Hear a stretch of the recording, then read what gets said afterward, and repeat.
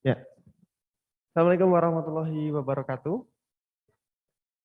Selamat pagi, menjelang siang, Bapak-Bapak, Ibu-Ibu, admin dan operator sekolah SMA dan SMK Negeri se-Jawa Tengah, ya. Jadi, wah, gambarnya di Zoom ini, saya jadi malu. Ya, pada kesempatan siang hari ini kita akan mendemonstrasikan aplikasi, terutama di situs, baik situs operator maupun situs publik ya, yang mana nanti situs publik ini dapat diakses oleh seluruh masyarakat, sedangkan situs operator ini digunakan untuk operator melakukan kegiatan eh, teknis ya. Jadi kembali lagi ke situs, untuk pelaksanaan nanti kita tetap menggunakan situs ppdb.jatengprof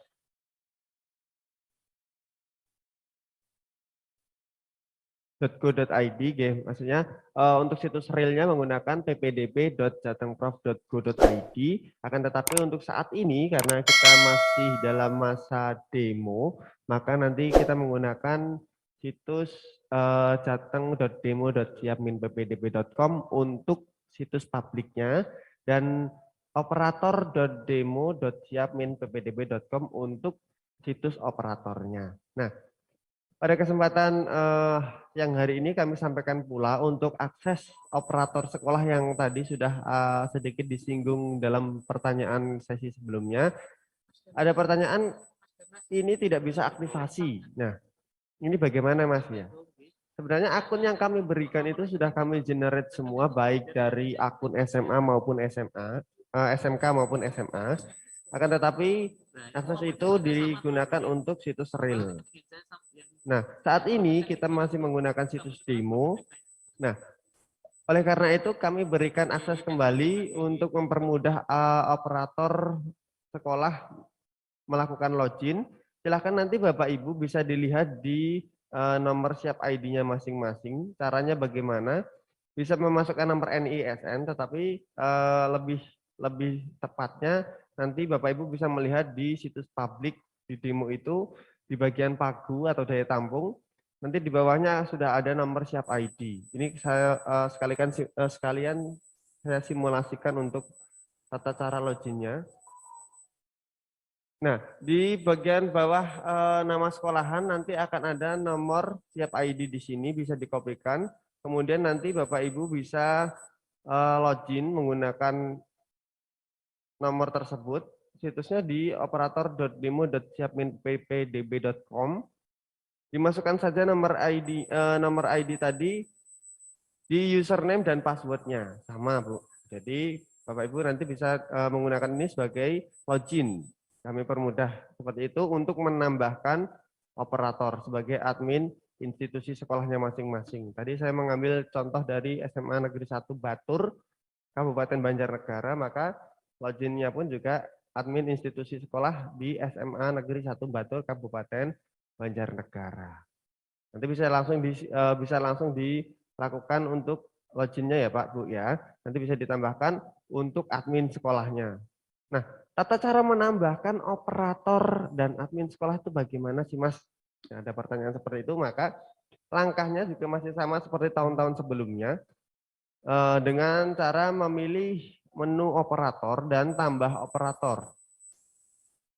Ya, pastikan operator yang ditambahkan nanti sudah memiliki akun siap terlebih dahulu. Jadi kemarin ada yang tiba-tiba ditambahkan operatornya tapi belum memiliki akun siap. Ya, akun siapnya nanti dari mana? Bisa nanti dilihat di halaman login, nanti akan ada tombol untuk daftar jika nanti belum memiliki akun. Jika tahun lalu sudah pernah mendaftar menjadi operator, gimana Mas? Silahkan langsung ditambahkan saja melalui akun institusi ini. Itu nggih. Nah, ini contoh kalau seandainya mau menambahkan nanti bisa dimasukkan emailnya di sini. Kemudian diklik lanjut. Kalau sudah terdaftar atau sudah ditambahkan nanti akan ada keterangan operator telah terdaftar. Nah, itu adalah akses untuk sekolahan sekolah ya Bu ya, untuk sekolahan SMA maupun SMK di seluruh Jawa Tengah ini. Jadi nanti kalau seandainya yang kemarin sudah dikirimkan nomor aktivasinya untuk aktivasi akun itu digunakan untuk yang pelaksanaan real nanti. Nah, nanti kalau ada pertanyaan, nomor ini ketika operator saat ini ditambahkan, apakah nanti bisa digunakan saat real, Pak, Bu? Nah, kalau ada pertanyaan seperti itu, maka bisa kami jawab bahwasanya yang saat ini ditambahkan di dalam situs demo ini nanti juga ikut kita migrasikan bersama SMA operator SMA SMK Jawa Tengah ini ke situs real juga. Nah, berarti kode yang kemarin dikirimkan tidak dipakai. Itu digunakan ketika saat ini belum melakukan penambahan operator di situs demo ini.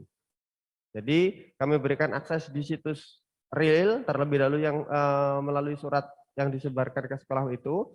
Tapi juga kita bantu untuk login di situs demo ini yang nanti juga bisa digunakan langsung di situs real. Nah, lebih seperti itu. Itu mengenai akses login, Pak, Bu, menjawab pertanyaan yang tadi sudah ditanyakan di awal terlebih dahulu. Nah, langsung saja kita simulasikan ini dari situs publik terlebih dahulu karena nanti akan ada perbedaan bagaimana sih proses pendaftaran dari calon peserta didik yang dari dalam database yang mana notabene sudah pernah melakukan pendataan di Siap Belajar maupun sudah pernah melakukan isi data terlebih dahulu. Nah, kita coba simulasikan terlebih dahulu untuk proses pengajuan akun yang mana akun ini diajukan oleh calon peserta didik dari dalam database. Dalam database itu yang mana sih, Mas? Yang luar database itu yang mana sih, Mas? Kita belum tahu. Dalam database itu artinya calon peserta didik itu berasal dari ini ada kata-katanya ini. Calon peserta didik yang dari dalam database itu artinya sekolah asalnya dari dalam provinsi. Kemudian jenis lulusannya itu SMP maupun MTS. Kemudian tahun lulusnya itu tahun 2021. Nah, maka dari itu di dalam aplikasi ada kuncian, ada verifikasi pertama yang dimunculkan oleh aplikasi. Kenapa di sini tiba-tiba muncul tanggal lahir? Kalau saya pilih tahun 2020, di sini tidak muncul tanggal lahir. Kalau saya pilih tahun 2021, ada muncul tanggal lahir. Ini fungsinya untuk apa? Untuk mengamankan data dari calon peserta didik ini, bahwasanya pemilik NISN tersebut itu benar-benar miliknya yang sedang mengakses ini. Makanya kita minta untuk memasukkan tanggal lahir juga, agar tidak semua NISN tidak istilahnya tidak ada pendaftaran yang asal yang dilakukan oleh pihak-pihak yang kurang bertanggung jawab. Seperti itu. Saya ambil contoh terlebih dahulu sebentar.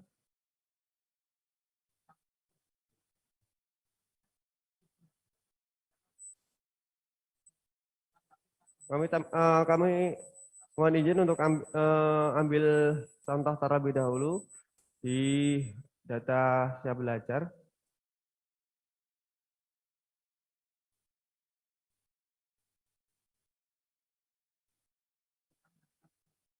Nah, ini kami ambil salah satu contoh.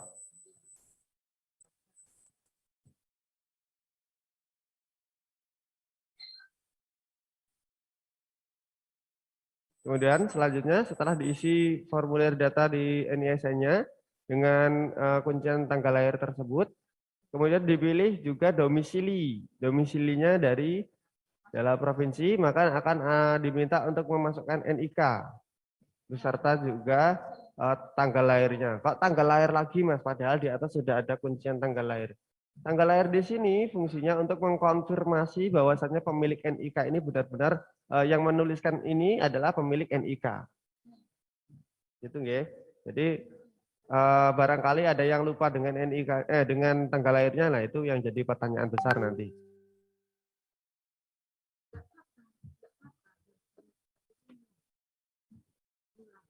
Kami coba entrikan terlebih dahulu. Ini contoh untuk pengajuan, sekali lagi ini adalah contoh untuk pengajuan dari dalam database.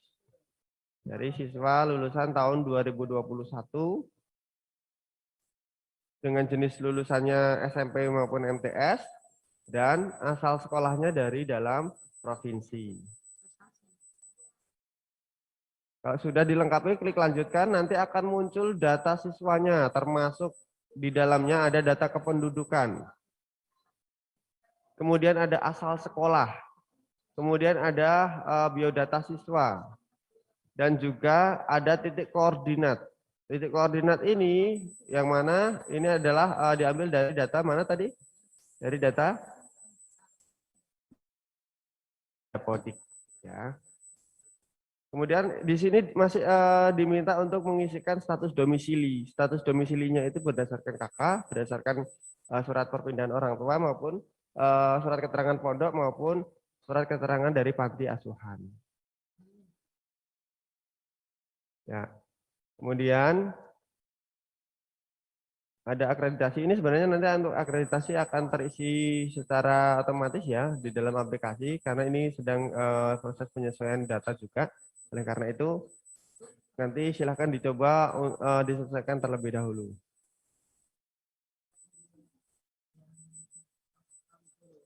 Jadi ini sekalian menjelaskan kalau kemarin ada di dalam juknis itu dituliskan bahwasanya kalau akreditasi A itu nanti dikalikan berapa.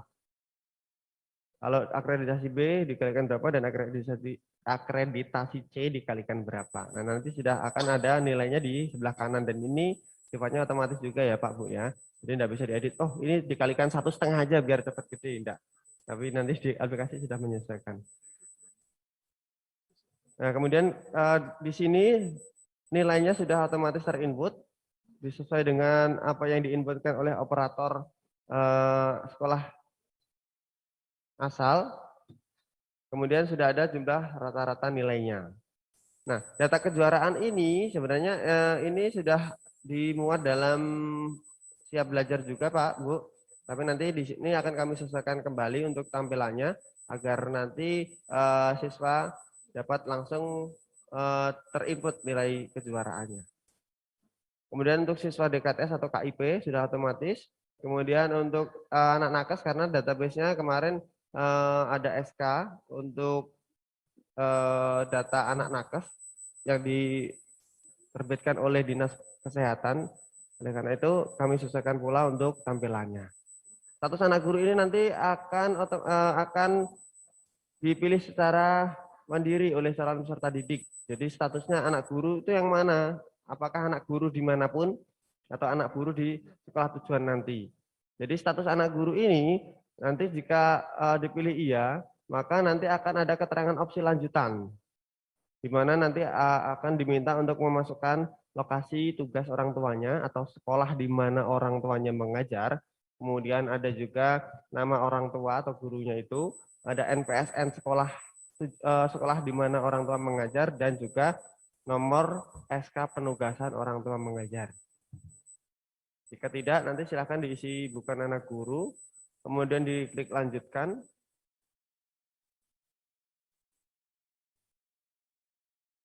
Nah, ada keterangan jika salah satu nanti belum diisi akan ada keterangan seperti ini. Anak tenaga kesehatan penanganan langsung COVID harus diisi. Tadi karena statusnya belum saya isi, nggih. Nih. Jika sudah diisi semua, diklik lanjutkan, maka nanti akan dialihkan ke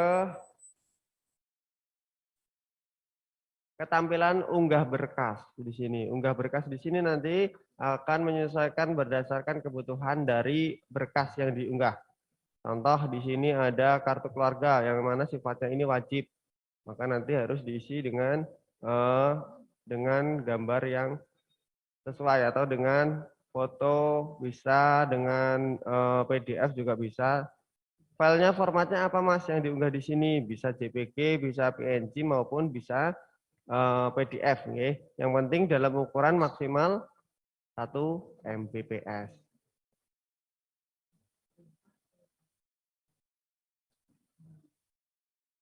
Ini saya berikan contoh terlebih dahulu.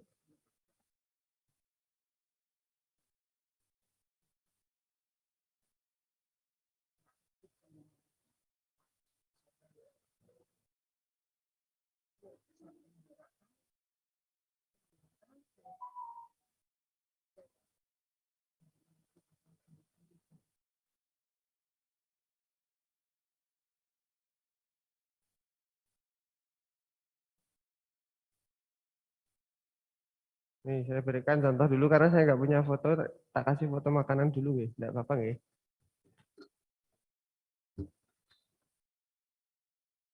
Ya, jadi sifatnya nanti kalau seandainya diunggah itu kurang dari 1 MB nanti akan bisa langsung terunggah. Ini contoh saya ambil dari 3,79 MB.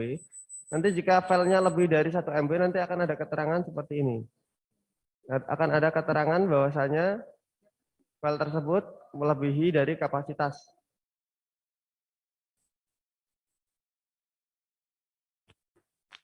Nih. Nah, di sini akan ada keterangan silangnya bahwasanya ukuran file 3,8 MB melebihi ketentuan ukuran maksimal 1 MB. Jadi seandainya difoto dengan kamera yang cukup bagus, kemudian hasil filenya besar, maka nanti akan otomatis aplikasi memberikan notifikasi bahwasanya filenya terlalu besar. Maka nanti bisa di resize atau nanti bisa dikompres terlebih dahulu untuk filenya, tetapi tidak menghilangkan esensi bahwasanya harus tetap terbaca, ya, harus tetap terbaca. Ini saya replace untuk gambarnya. Kemudian ini ada keterangan di mana di situ filenya bersifat wajib maupun yang tidak bersifat wajib. Ini juga akan nanti kami sesuaikan berdasarkan kebutuhan berkas. Jika sudah dilengkapi semua, di situ termasuk ada surat peta integritas. Nanti akan kami sesuaikan jika SMK nanti surat pernyataan integritas data dan surat keterangan sehat nanti akan jadi satu file, diminta untuk diunggah dalam satu file. Kami lanjutkan, kemudian tahap selanjutnya ini dari sudut pandang calon peserta didik yang sedang mengajukan akun, ya, Bapak Ibu. Ya. Jadi kalau seandainya nanti diminta bantuan untuk memberikan penjelasan bagaimana tata cara mengajukan akun, maka di situs inilah dan langkah-langkah inilah yang nanti Bapak Ibu bisa sampaikan kepada calon peserta didik. Nah, kemudian selanjutnya ada cek data. Cek data ini di tampilan ini mencakup dari data yang sudah diisikan tadi, dilengkapi tadi, dan data pengajuan akun tadi.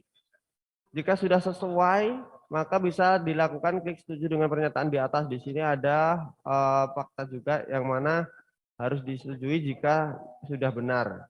Jika belum benar, maka silakan dilakukan klik di menu sebelumnya. Barangkali mungkin di bagian status anak guru atau di bagian status keterangan domisili tadi belum sesuai. Jika sudah, silakan diklik lanjutkan. Nah, di sini sampai di tahap ini, maka nanti calon peserta didik disarankan untuk mencetak buktinya. Kenapa disarankan untuk mencetak bukti?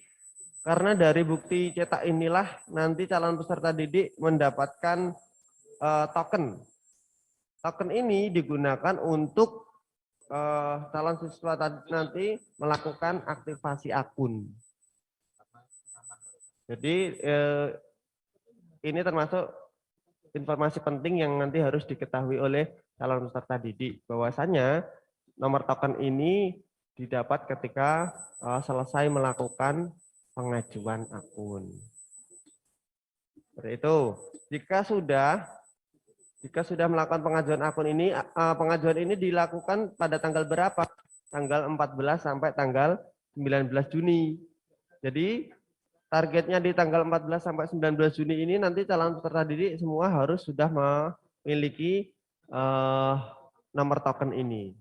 Nomor peserta dan juga nomor tokennya. Seperti itu. Kemudian pada tanggal itu juga sebenarnya nanti aktivasi itu bisa dilakukan, akan tetapi sangat disarankan bisa diaktifasi pada saat tanggal 21 sampai tanggal 24. Kenapa?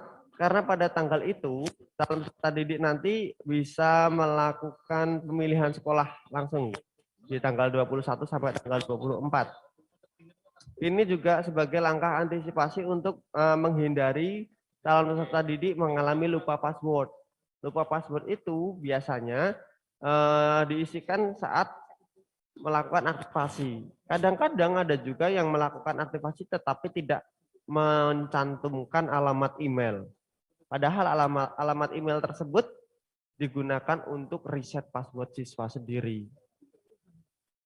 Nah, kira-kira muncul pertanyaan, bagaimana kalau nanti siswanya lupa, tidak mencantumkan email, tapi juga lupa passwordnya? Nanti pada akses operator sekolah akan kami berikan, terutama di akses admin ya, admin sekolah, nanti akan kami berikan fitur untuk riset ulang password, riset ulang akun siswa. Biar nanti bisa dilakukan riset, dibantu untuk riset password oleh operator sekolah. Oke, kita lanjutkan. Setelah proses pengajuan akun tadi di tanggal 14 sampai tanggal 19 nanti, apa yang harus dilakukan oleh calon peserta didik? Berarti nanti ditunggu saja di tanggal 21 sampai tanggal 24. Kemudian langkah pertama yang harus dilakukan sebelum memilih sekolah adalah aktivasi akun terlebih dahulu. Aktivasi akun ini dengan nanti akan diminta untuk memasukkan nomor peserta. Diminta untuk memasukkan nomor peserta dan juga nomor tokennya. Saya coba.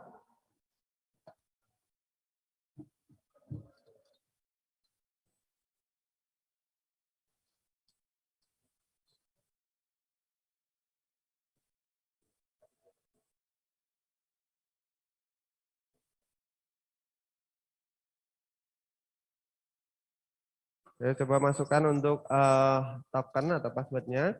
Kemudian saya masuk ke kode keamanan. Nah, sifat email ini adalah opsional Bapak Ibu. Saya perbesar dulu. Sifatnya ini adalah opsional, di mana password siswa boleh tidak email siswa boleh tidak diisi. Tapi dengan catatan jika nanti tidak diisi, maka untuk melakukan atur ulang passwordnya harus menghubungi operator sekolah terdekat. Oke. Jadi harus menghubungi operator sekolah terdekat. Sebenarnya email ini fungsinya ketika nanti calon peserta didik lupa passwordnya bisa langsung di reset sendiri menggunakan lupa password. Nanti akan dikirimkan resetnya melalui email yang sudah diisikan. Itu. Saya coba dulu tanpa memasukkan alamat email. Nah, dari sini ketika sudah diklik tarik akan muncul info siswanya beserta sekolah asalnya. Setelah itu langkah selanjutnya adalah mengisikan password. Password ini dibuat oleh siapa? Oleh calon peserta didik itu sendiri. Jadi kalau ada pertanyaan tentang ini, Mas, ini ada NISN, lupa password. Passwordnya apa, Mas? Nah, pertanyaan ini yang nanti tidak bisa kami jawab ya, Bu. Kenapa? Karena password ini dibuat sendiri oleh calon peserta didik. Kita bisanya ngeriset, ya, di riset nanti bisa. Tapi kalau disuruh menjawab passwordnya apa, disuruh menebak calon peserta didik se-Jawa Tengah, saya kira itu mustahil juga. Ya. Itu. Selanjutnya diisikan, saya coba isikan. Di sini ada ketentuan, tetapi tidak mengikat, akan tetapi ada saran di mana di situ akan mengukur kekuatan password tersebut. Ada kombinasi angka dan huruf.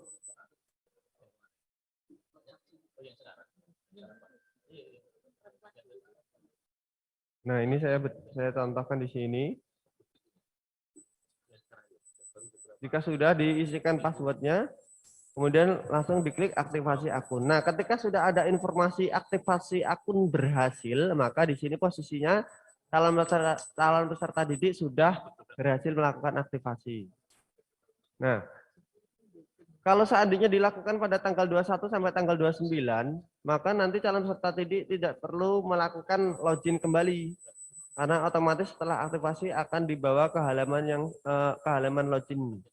Jadi sudah otomatis login di sini, bisa melengkapi kebutuhan berkas maupun memilih sekolahnya. Kebutuhan berkas ini nanti akan kami selesaikan juga untuk penyesuaian per jalur. per jalur, ya. Jadi karena masing-masing jalur punya persyaratan yang berbeda-beda. Contoh untuk surat keterangan surat keterangan tugas orang tua, SK tugas orang tua itu juga nanti diunggahnya hanya di jalur PTO saja. Ini nanti akan kami sesuaikan berdasarkan berkas yang dibutuhkan. Jika sudah, nanti bisa klik kembali ke beranda. Di sini akan ada keterangan kelengkapan berkas yang sudah diunggah. Kemudian langkah selanjutnya adalah pilih sekolah. Ini dilakukan pada tanggal 21 sampai tanggal 24, Pak Bu. Jadi tidak bisa dilakukan pada tanggal 14 maupun di tanggal 14 sampai tanggal 19 sampai tanggal 20, nggak bisa dilakukan pada tanggal itu. Nah, di sini ada keterangan ketika memilih sekolah. Yang pertama kali nanti dikonfirmasi adalah konfirmasi peserta. Di langkah konfirmasi peserta adalah konfirmasi apakah Anda bersedia dilimpahkan di sekolah lain. Oke, di dalam zona saat sudah tidak diterima. Nah, ini konfirmasi penyalurannya. Ada ya bersedia maupun tidak, terima kasih. Tuh, artinya konfirmasi bersedia disalurkan atau tidak nanti dilakukan di awal sebelum memilih sekolah. Jika sudah melakukan konfirmasi, silakan ada pilih sekolah. Pilih sekolah. Nah, jadi kalau tadi karena saya memilih di jalur zonasi, pendaftaran di jalur zonasi, maka nanti akan muncul sekolah-sekolah yang ada di zonasinya. Berapakah jumlah pilihan sekolahannya? Hanya satu. Di sini sudah kami berikan keterangan bahwasanya sesuai dengan Juknis, Anda dapat memilih maksimal satu pilihan sekolah atau peminatan atau kompetensi. Oke. Di sini mohon maaf untuk jarak radiusnya masih tertera 9.999.000 ini karena titik koordinat dari sekolah masing-masing sekolah belum di-set nggih Bapak Ibu nggih. Maka dari itu nanti mulai malam ini mungkin setelah akses ini diberikan nanti bisa di-set untuk titik koordinat dari masing-masing sekolah baik SMA maupun SMK. Ini saya coba contohkan, saya memilih di SMA Negeri 1 Gerobokan. Kemudian nanti akan diminta lagi mengisikan pilihan peminatannya. Ini sesuai dengan jurusannya, peminatan dari masing-masing sekolah. Jika nanti ada bahasa, maka akan muncul bahasa juga. Jika tidak ada, maka nanti tidak muncul bahasa. Jika sudah selesai, diklik lanjutkan dan akan diminta mengecek ulang data siswa yang sudah dimasukkan tadi, termasuk konfirmasi penyalurannya. Kemudian ada pilihan sekolah, dan ini jaraknya. Nah, ini kenapa kok jaraknya sampai ke Amerika bagian jauh ini? Karena titik koordinat sekolahnya belum di-set, jadi tidak tahu. Maps-nya bingung, ini mau di sekolahan di mana ini? Jarak yang sesuai dengan 999 itu ya berarti di Amerika bagian jauh itu. Jika sudah sesuai, akan muncul jaraknya dan juga akan muncul data pesertanya. Kami berikan lagi di sini ada klik setujui dengan pernyataan di atas.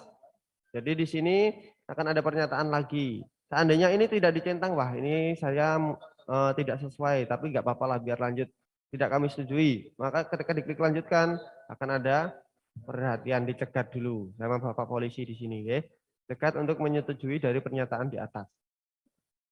Jadi enggak ada alasan ketika nanti calon peserta didik, wah ini enggak sengaja kepencet Mas, enggak sengaja kepilih ini ya. Ini kan jadi hal yang jadi pertanyaan besar. Pertanyaannya Bapak Ibu nanti atau adik nanti sadar tidak ketika memilih sekolah.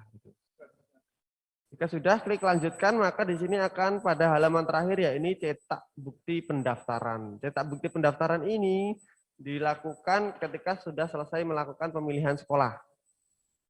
Nah, akan berisi akan berisi informasi tentang pendaftarannya. Kalau seandainya nanti ubah pilihan bagaimana, Mas? Di tengah jalan kok saya tiba-tiba berubah pilihan, Thomas. Tiba-tiba kok saya pengen ke SMA 2. Tiba-tiba kok saya pengen pindah karena teman-temannya pada ke sana ya sudah. Di sini di menu yang tadi memilih sekolah, di sini akan sudah berubah menjadi ubah pilihan jika sudah pernah mendaftar. Oke, akan ada ubah pilihan. Diklik saja ubah pilihan, nanti akan dialihkan ke ini, ke halaman pemilihan sekolah tadi.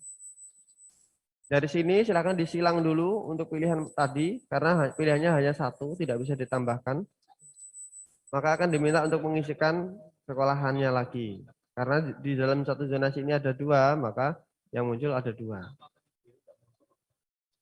Peminatannya juga sama, diklik lanjutkan dengan teks prosesnya yang sama, cetak lagi. Dan ini adalah cetakan pendaftaran yang kedua.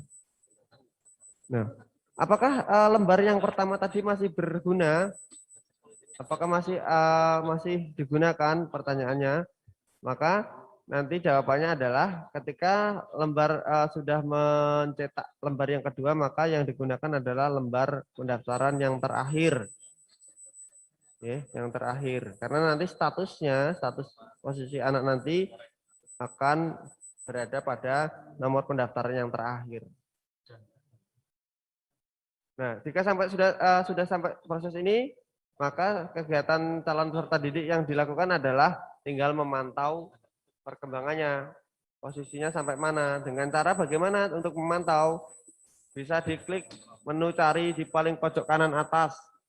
Ada tombol cari, kemudian bisa dimasukkan nomor peserta, bisa dimasukkan nomor pendaftarannya. Karena tadi ada nomor pendaftaran ya, ada nomor pendaftaran dan juga ada nomor peserta. Kalau nomor pendaftaran itu cenderung panjang, biasanya agak lupa, maka bisa dimasukkan nomor pesertanya. Jika sudah diklik cari, nanti akan muncul data siswa, data pendaftarannya, beserta nilai yang sudah ada pada data pendaftaran tersebut. Nah, di sini ada keterangannya. Ini radiusnya masih strip karena nanti menyesuaikan ya, untuk tampilan nanti masih menyesuaikan dengan titik koordinat yang diisikan oleh calon peserta oleh operator sekolah. Sampai di sini proses pendaftarannya sudah selesai, Bapak Ibu.